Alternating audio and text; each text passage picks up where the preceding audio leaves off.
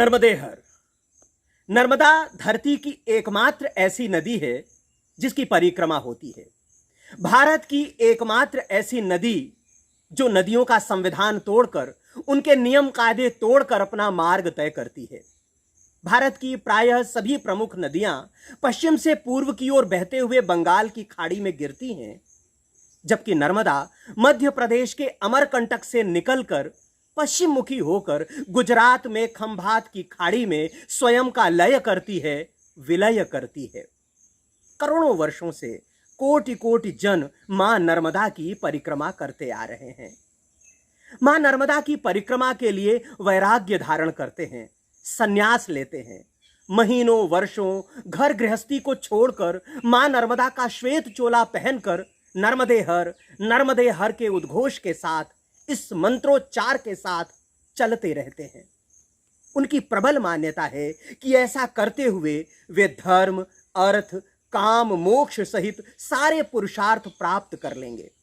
इस लोक के साथ उस लोक को भी सहेज लेंगे, संवार लेंगे, सिद्ध कर लेंगे, साध लेंगे। नर्मदा भारत की सभी नदियों में सबसे ज्येष्ठ नदी है।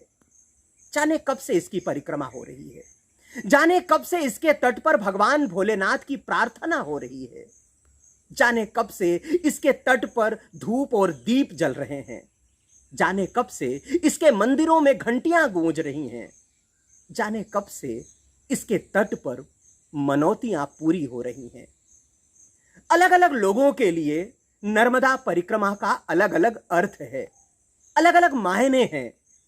बहुतेरे लोगों के लिए यह परिक्रमा साधना का पथ है, तो बहुतेरे लोगों के लिए सेहत, स्वास्थ्य प्राप्त करने का रास्ता है। बहुतेरे लोगों के लिए यह रहस्य, रोमांच और पर्यटन है, तो बहुतेरे लोगों के लिए ज्ञान का ऐसा अकूत अमूल्य खजाना जहां बड़े बड़े संत, साधु प्रश्नों को उत्तर में बदलते हैं। इस मार्ग पर चलते हुए लोग भारत के भूगोल से परिचित होते हैं, उस इतिहास को पढ़ते हैं जो इतिहास लिखे जाने से पहले यहां मौजूद था। इस मार्ग पर चलकर लोग भारत की उस आदिम जनजाति से परिचित होते हैं, उसे जानते हैं, उनके साथ जीवन बिताते हैं, जो मां नर्मदा के सबसे लाडले पुत्र हैं। इस परिक्रमा पर चलते हुए लोग भारत की संपन्नता को जानते हैं, इस देश की गरीबी से उनका परिचय होता है। आप आश्चर्य करेंगे कि वहां एक तरफ तो शस्य श्यामला धरती है, तो दूसरी तरफ कंकरीले पथरीले खेत हैं जो पूरी तरह से बंजर है। इस तरह से तमाम आभासों और विरोधाभासों का दर्शन होता है। यह दर्शन मां नर्मदा की परिक्रमा में मिलता है।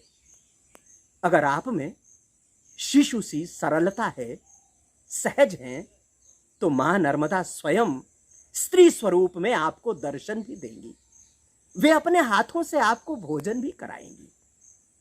लेकिन यह परिक्रमा होती कैसे है, कहां से शुरू होती है, कब शुरू होती है, इसके मार्ग पर कौन कौन सी बाधाएं आती हैं, उन बाधाओं को कैसे पार किया जाता है, ये तमाम प्रश्न परिक्रमा शुरू करने के पहले डराते हैं।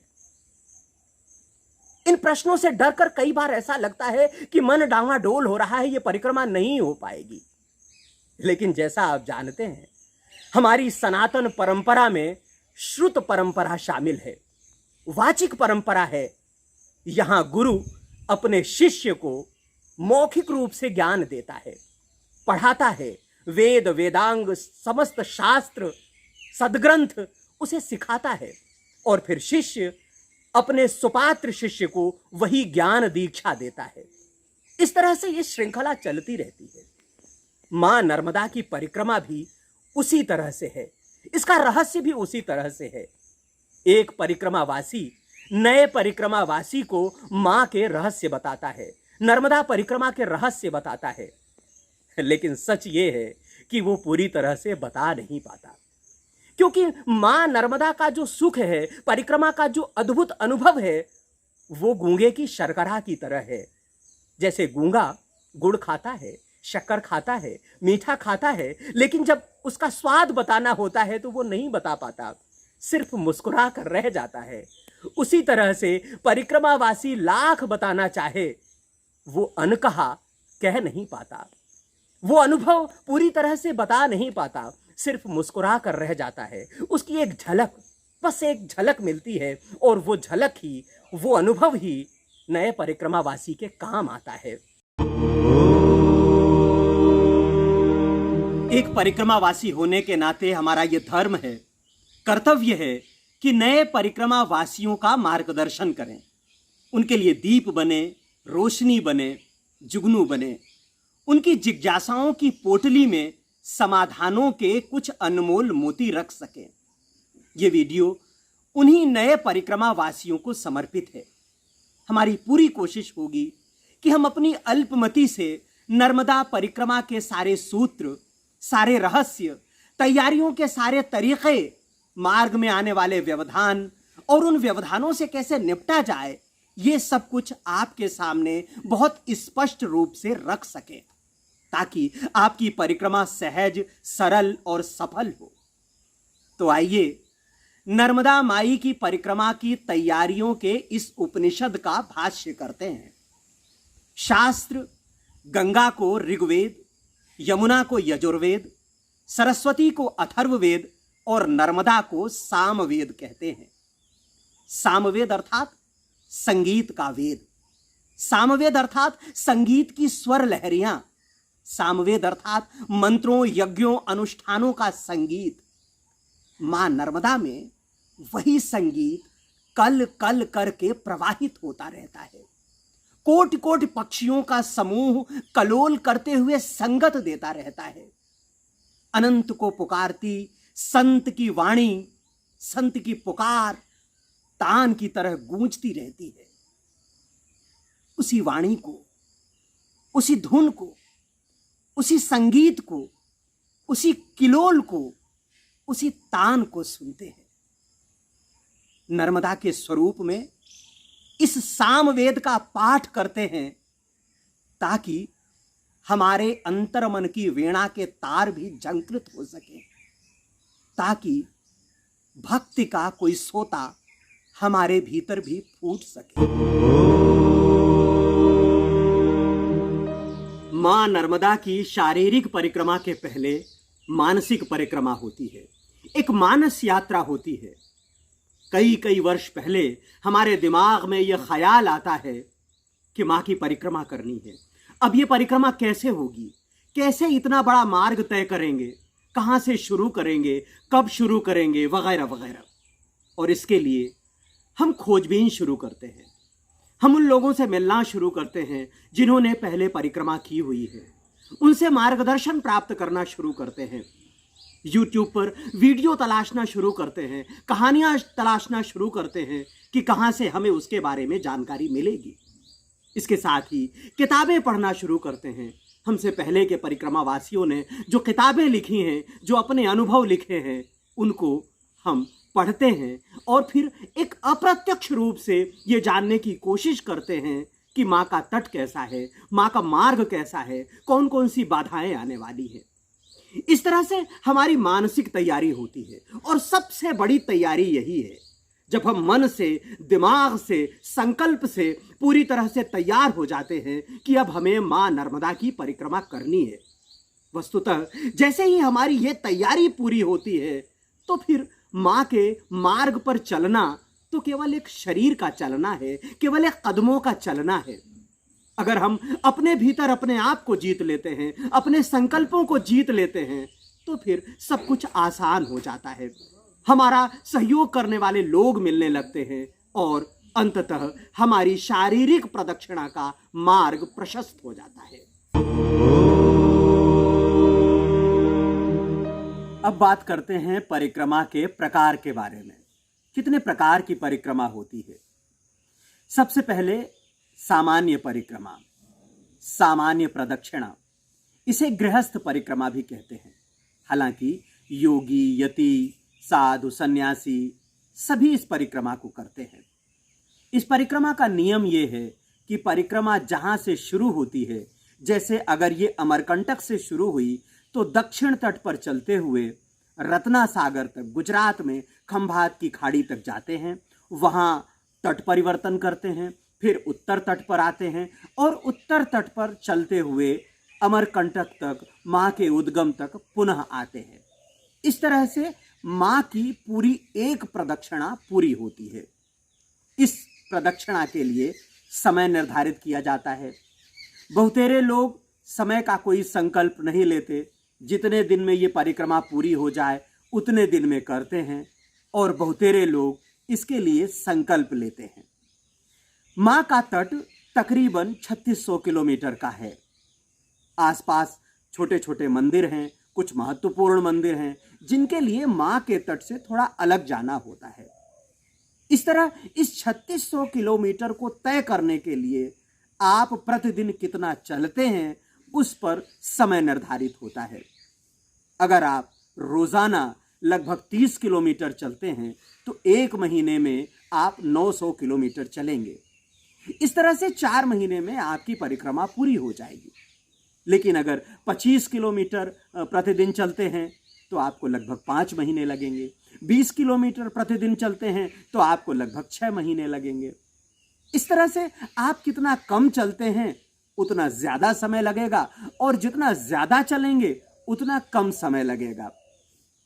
परिक्रमा का नियम यह है कि जब आप परिक्रमा शुरू करते हैं तो सूर्योदय के समय शुरू करेंगे और सूर्यास्त के पहले इसे समाप्त कर देंगे। परिक्रमा के लिए कुछ संकल्प भी होते हैं, समय का संकल्प। जैसे कुछ लोग 108 दिन की परिक्रमा का संकल्प लेते हैं, कुछ लोग 151 दिन की परिक्रमा का संकल्प लेते हैं, कुछ लोग 90 दिन की परिक्रमा का भी संकल्प लेते हैं। 70 दिन में भी लोगों ने परिक्रमा पूरी की है। लेकिन मेरा मानना है कि यह परिक्रमा केवल भाग दौड़ की परिक्रमा है, इससे बचना चाहिए। मां के तट पर चलते हुए ऐसे अद्भुत दृश्य, दिव्य दृश्य जो आपकी नजरों के सामने होते हैं, आप उन्हें देखे बिना अगर आगे बढ़ गए तो मां की नर्मदा का जो पुण्य है वो कुछ कुछ क्षीण होता है। ये सामान्य परिक्रमा, कहने को तो सामान्य परिक्रमा है, लेकिन सर्वाधिक कठिन परिक्रमा भी है, क्योंकि इसमें प्रतिदिन की दूरी तय करनी होती है, उस दूरी को रोजाना पार करना होता है। मां की जो संध्या आरती है, सुबह की आरती है, वो सब कुछ करना होता है। आप अगर साधना के लिए गए हैं तो वो साधना भी पूरी करनी होती है। इस तरह से ये परिक्रमा एक तरह से कठिन परिक्रमा है, लेकिन इसी कठिनाई के लिए तो मां के तट पर जाते हैं।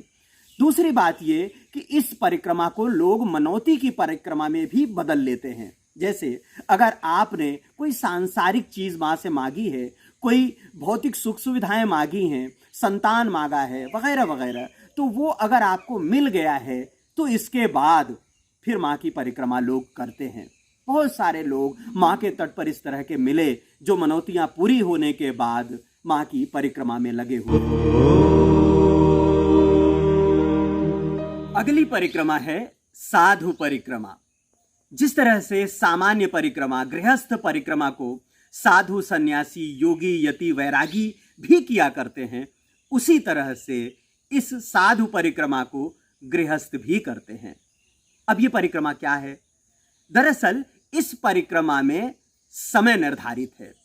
3 साल, 3 महीने और 13 दिन, इतना लंबा समय मां के तट पर बिताना होता है। दिन भर में चलना तो कम पड़ता है, लेकिन सेवा और साधना का समय बढ़ जाता है। दरअसल यह परिक्रमा होती ही इसलिए है, सेवा के लिए, साधना के लिए। दिन भर में 3 से 5 किलोमीटर की दूरी तय करनी होती है, और बचा हुआ समय मां के तट पर मां को निहारते हुए, मंदिरों में सेवा करते हुए, परिक्रमा वासियों की सेवा करते हुए, और अपनी साधना, जिस साधना का भी लक्ष्य, जिस साधना का भी संकल्प आपने लिया है, उस साधना को करते हुए ये समय बिताना होता है। साधु, सन्यासी तो इस परिक्रमा को करते ही हैं, क्योंकि उनका साधना काल होता है, और कहा जाता है कि मां नर्मदा के तट पर की गई साधना बहुत शीघ्र सिद्ध होती है। इसलिए वे साधु सन्यासी तो यहां परिक्रमा करते ही हैं। वे गृहस्थ जो जीवन की तमाम झंझटों से मुक्त हो चुके हैं, जो माया से एक तरह से पार पा चुके हैं, और जिन्होंने जीवन का एक चौथा पड़ाव शुरू कर दिया है, वे भी इस परिक्रमा में 3 साल 3 महीने 13 दिन की परिक्रमा में आते हैं और माँ के तट पर समय बिताते हैं। बहुत सारे लोग परिक्रमा करने के बाद यहाँ ही अपना डेरा जमा लेते हैं, आसन जमा लेते हैं, आश्रम बना लेते हैं या किसी आश्रम में शरण ले लेते हैं और वहाँ अपनी साधना किया करते हैं। इन 3 साल 3 महीने और 13 दिन के बीच 3 चातुर्मास भी करने होते हैं। अब चातुर्मास क्या है? बारिश के ये जो 4 महीने हैं, आषाढ़, श्रावण, भाद्रपद और आश्विन, ये जो 4 महीने हैं ये बारिश के महीने होते हैं। तो इन 4 महीनों में एक जगह ठहर कर किसी मठ में, मंदिर में, आश्रम में या फिर अपनी कुटिया बनाकर रुक कर अपनी साधना करनी होती है। इस साधना के लिए पर्याप्त समय निकालते हैं परिक्रमावासी और बहुत ध्यानपूर्वक, बहुत मनोयोग के साथ इस साधना को करते हैं। इस तरह से 3 चातुर्मास निकल जाते हैं तो 1 साल लगभग माँ के तट पर बैठकर और साधना के साथ बिताना होता है और बाकी समय परिक्रमा में चलते रहते हैं, धीरे धीरे पूरी साधना और सेवा के साथ। एक और परिक्रमा जिसे मुख्य रूप से साधु सन्यासी, योगी, यति ही करते हैं। बहुत कम गृहस्थ होंगे जो इस परिक्रमा के लिए घर से निकलते होंगे। ये परिक्रमा कठिन मानी जाती है, दुरूह मानी जाती है, साधना के लिए मानी जाती है। इसकी शुरुआत ऐसे होती है, जहां से हम इस परिक्रमा को शुरू करते हैं। अगर अमरकंटक से यह परिक्रमा शुरू हुई तो दक्षिण तट पर चलते हुए माँ के संगम तक, रत्ना सागर तक जाएंगे और रत्ना सागर में तट परिवर्तन नहीं करेंगे, बल्कि वहीं से फिर से दक्षिण तट पर ही चलते हुए माँ के उद्गम तक, अमरकंटक तक आएंगे। इसके बाद यहाँ से दक्षिण तट पर आ जाएंगे और दक्षिण तट पर भी चलते हुए इसी तरह से वहाँ संगम तक जाएंगे और फिर वहाँ से वापस आकर अमरकंटक में परिक्रमा को पूरी करेंगे। इस तरह से ये तकरीबन 2 परिक्रमा एक साथ होती है। इसे जलहली परिक्रमा कहते हैं। जलहली परिक्रमा इसलिए कहते हैं क्योंकि ये भगवान शिव की जलहली की तरह होती है। शिवलिंग की जलहली को जिस तरह से पूरा नहीं घूमते, उसकी परिक्रमा करते समय ये ध्यान रखते हैं कि जो जलधारा नीचे गिरती है हम उसको पार नहीं करें, उसी तरह से इसमें माँ का संगम पार नहीं किया जाता। पहले एक तट की परिक्रमा होती है, फिर दूसरे तट की परिक्रमा होती है और आकर अंततः जहाँ से शुरू करते हैं वहाँ इसकी पूर्णाहुति होती है। इसमें समय भी साधु परिक्रमा का 2 गुना लगता है। एक तट पर 3 साल 3 महीने और 13 दिन लगते हैं, फिर दूसरे तट पर उतना ही समय 3 साल 3 महीने 13 दिन लगते हैं। जिस तरह साधु परिक्रमा साधुओं की साधना के लिए है, गृहस्थों की साधना के लिए है, संतों की साधना के लिए है, उसी तरह से ये परिक्रमा भी पूरी तरह से साधना के लिए है। जो माँ के प्रेम में, माँ की भक्ति में पूरी तरह से वैरागी हो जाता है, जिसने गृहस्थ जीवन को तकरीबन छोड़ दिया है और संन्यास्त हो गया है, गृहस्थ होने के बाद भी संन्यास्त हो गया है, वो इस परिक्रमा को, इस जलहली परिक्रमा को करता है। बहुत पुण्य बताया गया है इस जलहली परिक्रमा का। एक और परिक्रमा जिसके बारे में बहुत कम लोगों को ज्ञात है, ये है हनुमान परिक्रमा। हनुमान परिक्रमा मतलब हनुमान जी की तरह कूदते रहना। माँ नर्मदा को आमतौर पर परिक्रमावासी पार नहीं करता। अगर उत्तर तट से परिक्रमा शुरू किया है या दक्षिण तट से परिक्रमा शुरू किया है तो जिस तट पर चलेगा उसी तट पर चलता रहेगा, माँ को पार करके बीच में तट परिवर्तन नहीं करेगा। लेकिन हनुमान परिक्रमा में ये परिवर्तन होता रहता है, माँ को पार करते रहते हैं परिक्रमावासी। जैसे उदाहरण के लिए अमरकंटक से परिक्रमा शुरू हुई और ये परिक्रमा अमरकंटक से ही शुरू होती है। अमरकंटक से शुरू हुई तो माँ नर्मदा के तट पर चलते रहते हैं दक्षिण तट पर। अगर शाम को उत्तर तट पर कोई हनुमान जी का मंदिर है तो उस मंदिर में जाकर विश्राम करेंगे, माँ को पार करके उस तरफ चले जाएंगे। इस परिक्रमा का नियम ही ये है कि दिन भर तो हम माँ के तट पर चलते हैं, लेकिन रात्रि को विश्राम के लिए जिस तट पर भी हनुमान जी का मंदिर है उस तट पर हम पहुँच जाएंगे, माँ को पार करके, और वहाँ रात्रि विश्राम करेंगे। इस परिक्रमा में केवल जाना होता है।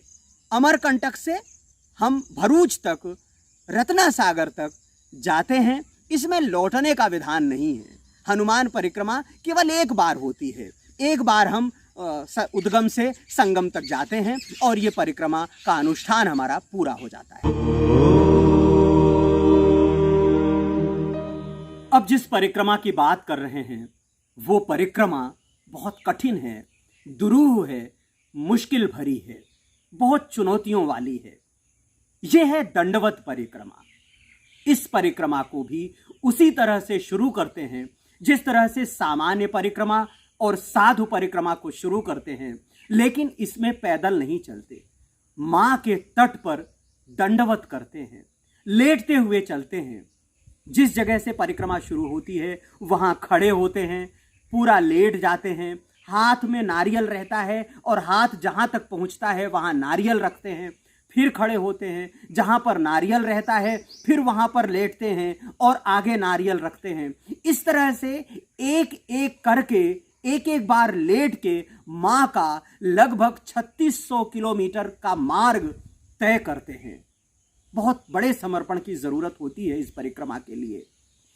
दिन भर में 2 या 3 किलोमीटर का मार्ग तय करते हैं, लेकिन इस 2-3 किलोमीटर का मार्ग तय करते हुए हम अपने भीतर जाने कितनी यात्राएं तय करते हैं, अपने आप को जाने कितना मांझते हैं, अपने आप को जाने कितना साधते हैं। कितनी बार तो मन उचटता होगा, कितनी बार तो लगता होगा कि ये कैसे होगा, लेकिन यही तो परिक्रमा का पराक्रम है कि अपने आप को एक एक पल को साधना पड़ता है और दंडवत करते हुए परिक्रमावासी अपने को साधते हैं। जिस समय मैंने परिक्रमा की उस समय 2 परिक्रमावासी दंडवत परिक्रमा कर रहे थे। दोनों से मुलाकात हुई, दोनों का समर्पण, दोनों की निष्ठा, मां के प्रति दोनों की भक्ति देखने लायक थी। दरअसल यही भक्ति, यही निष्ठा इस कठिन परिक्रमा को करने के लिए प्रेरित करती है और पार लगाती है। एक परिक्रमा जिसे बहुत संकोच के साथ परिक्रमा कहा जाता है। परिक्रमावासी इसे परिक्रमा नहीं मानते, परिक्रमा की संज्ञा नहीं देते, वे इसे पर्यटन कहते हैं। स्वर्गीय अमृतलाल वेगड़ ने इसकी शुरुआत की थी। इसे खंड परिक्रमा कहते हैं। खंड परिक्रमा ये इसलिए है क्योंकि एक बार में नहीं की जाती। कुछ समय के लिए, 15 दिन के लिए, 1 महीने के लिए मां नर्मदा के तट पर चलते हैं और फिर यात्रा को वहीं रोक देते हैं। फिर अगली बार कुछ दिनों बाद या कुछ महीनों बाद फिर से उस जगह पर आते हैं जहां पर उस यात्रा को रोका था, वहां से फिर शुरू करते हैं और आगे बढ़ते हैं। जब तक चल सकते हैं वे चलते रहते हैं। स्वर्गीय अमृतलाल वेगड़ ने इसकी शुरुआत की थी और चूंकि वो लेखक थे, कवि थे, चित्रकार थे और साथ में शिक्षक थे, उनके पास इतना समय होता नहीं था। जब अवकाश मिलता था तो अवकाश के दिनों में वे चल पड़ते थे, तो अपनी चित्रकला के लिए, अपनी कविताई के लिए, अपने लेखकीय दायित्व के लिए वे मां नर्मदा की उपासना के लिए निकलते थे। और इस तरह से खंड परिक्रमा की शुरुआत हुई। बहुत सारे लोग आज भी जो कामकाजी लोग हैं, जिन्हें थोड़ा कम वक्त मिलता है, वे इस परिक्रमा को करते हैं, इस खंड परिक्रमा को करते हैं और माँ का दर्शन, माँ का सौभाग्य हासिल करते हैं, उन्हें देखने का सौभाग्य हासिल करते हैं। अमृतलाल वेगड़ एक जगह लिखते हैं कि वे जब परिक्रमा में जा रहे थे तो किसी साध्वी से उन्होंने कहा कि वे माँ की परिक्रमा एक साथ नहीं कर रहे हैं, वे खंड परिक्रमा कर रहे हैं, बस कुछ दिनों के लिए चलते हैं, फिर कुछ दिनों बाद परिक्रमा को रोक देते हैं। तो उस साध्वी ने एक बात कही थी कि लड्डू, मोतीचूर का लड्डू चाहे आधा खाओ और चाहे पूरा, स्वाद तो उसमें उतना ही होता है। तो परिक्रमा कहें, पर्यटन कहें, विचरण कहें, जो भी है, इसमें स्वाद तो उतना ही है, इसमें अमृत तो उतना ही है। जिसके पास समय कम है उसे इस तरह की परिक्रमा करने में कोई गुरेज नहीं करना चाहिए, पुण्य उतना ही है। अंत में उस परिक्रमा के बारे में बात करते हैं जिस परिक्रमा को मां के तट पर रहने वाले बहुत सारे लोग करते हैं। बीच बीच में करते ही रहते हैं। ये है पंचकोशीय परिक्रमा, 5 कोस की परिक्रमा। एक कोस लगभग 3 किलोमीटर का होता है और 15 किलोमीटर की ये परिक्रमा होती है। इसके लिए अमरकंटक से लेकर भरूच तक अलग अलग स्थानों से परिक्रमा शुरू होती है। खास मुहूर्त में शुरू होती है। कोई मुहूर्त ना भी हो तब भी जब भी आपका मन करे ये चातुर्मास को छोड़कर, चौमासे को छोड़कर इस परिक्रमा को कर सकते हैं। इस परिक्रमा का अपना आनंद है, अपनी मस्ती है। कुछ जगह तो ये 5 कोस अर्थात 15 किलोमीटर की होती है, तो कुछ जगह पर ये 5 घाट की भी होती है। हम अलग अलग 5 घाटों को पार करते हैं और फिर नाव से नर्मदा मैया को पार करके दूसरे तट पर चले जाते हैं और फिर जहां से परिक्रमा शुरू की थी वहां पहुंच जाते हैं और एक तरह से इसका समापन होता है, इसकी पूर्णाहुति होती है। कुछ जगह पर ये 5 नदियों को भी पार करने की परिक्रमा होती है। हम माँ नर्मदा से मिलने वाली जो 5 नदियां हैं, उनका जो 5 संगम है, उसे पार करते हैं और इस तरह से ये पंचकोशी पूरी होती है। तो अलग अलग जगह पर इस पंचकोशी का अलग अलग विधान है। वैसे सच तो ये है कि ज़्यादातर लोग इस बात को मानते हैं कि 5 कोस चलने के बाद जहाँ पर माँ नर्मदा का किसी नदी से, अगर कोई बड़ी नदी है उसका संगम है तो बहुत अच्छा, वरना कोई भी नदी है उस नदी के संगम से वापस आते हैं और परिक्रमा को पूरी करते हैं। तो ये एक बच्चा परिक्रमा है, सबसे छोटी परिक्रमा है, अपनी पुण्याई का सबसे छोटा रिचार्ज है। नर्मदा परिक्रमा की तैयारी कैसे करें, ये अगले वीडियो में। साथ ही ये भी कि पूजन कैसे करें, साथ क्या क्या रखें, मार्ग में आने वाली कठिनाइयों को कैसे पार करें, वगैरह वगैरह ज़रूर देखिएगा। नर्मदे हर।